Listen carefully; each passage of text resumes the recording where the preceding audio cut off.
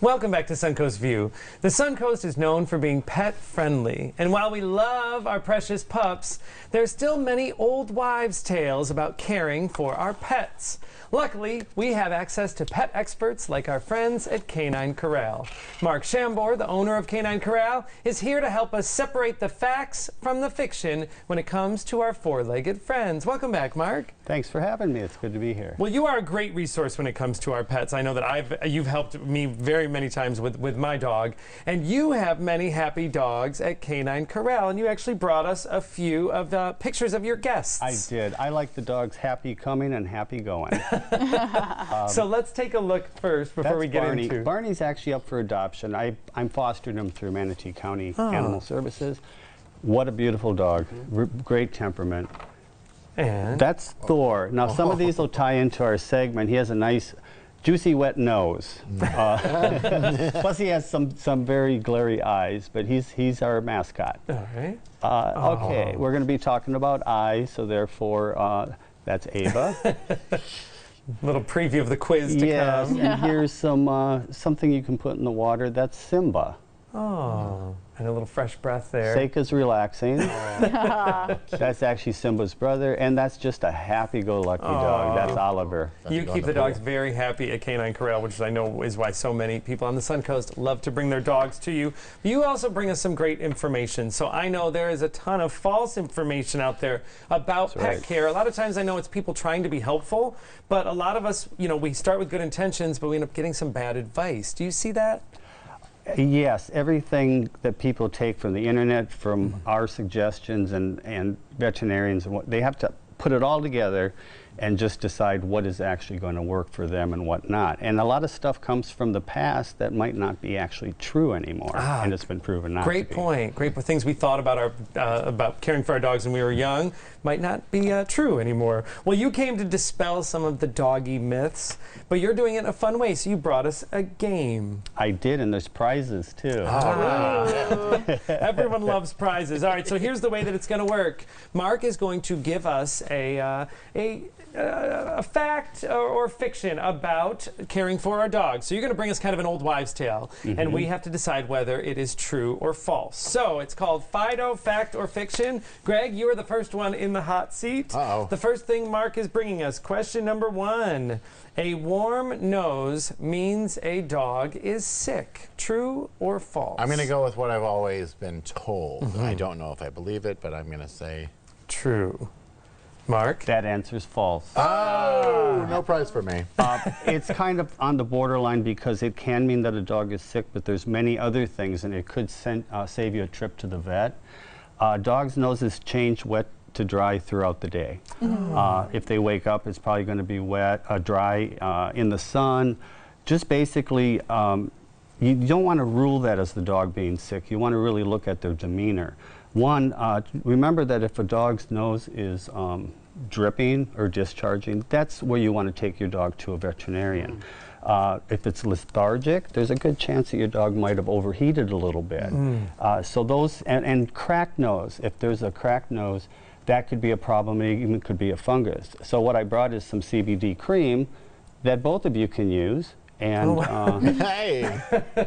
I would have been with Greg. I would have gotten that one wrong as well because it's what we always knew. And look what you missed. You missed the powder for your nose. Oh, that's what I was going to win? That was behind door number 1. All right, Cardiff, you are up. Here is number 2. A wagging tail means more than a happy dog. True or false? True. That's it. You won the prize. I got the nice question. Yes.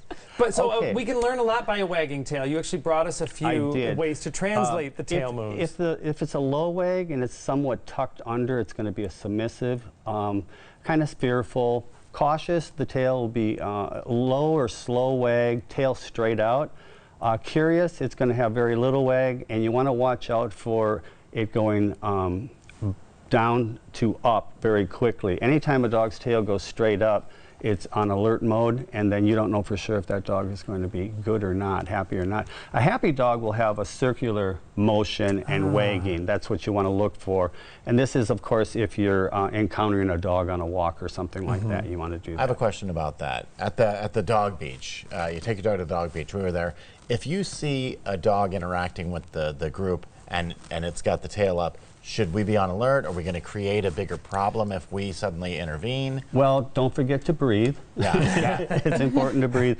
But that's a time, a lot of times dogs will posture themselves a certain way and they'll kind of try to be higher. Yeah. It's a time when I would see what the next move's going to be. My aunt told me the other day, she said when dogs get together, they hold an election very quickly. Oh, yes, right? They figure quite out who's honestly, in charge. you want to get them to the private parts right away. Yeah. Usually eye to eye is when they're going to be standing with the tail up.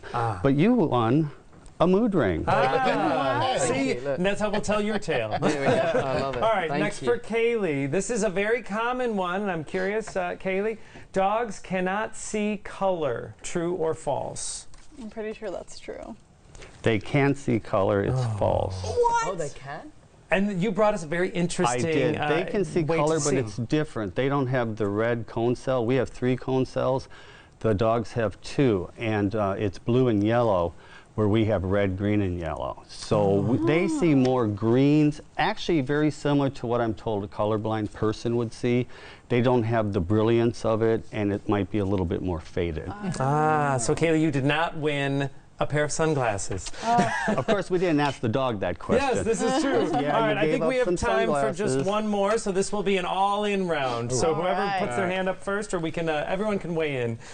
Small breeds have less dental problems. True or false? False. I see 2 falses, and Katie's do going with the group. false. False. Wow, I don't know if I brought enough prizes. Yeah. It's actually going to be false.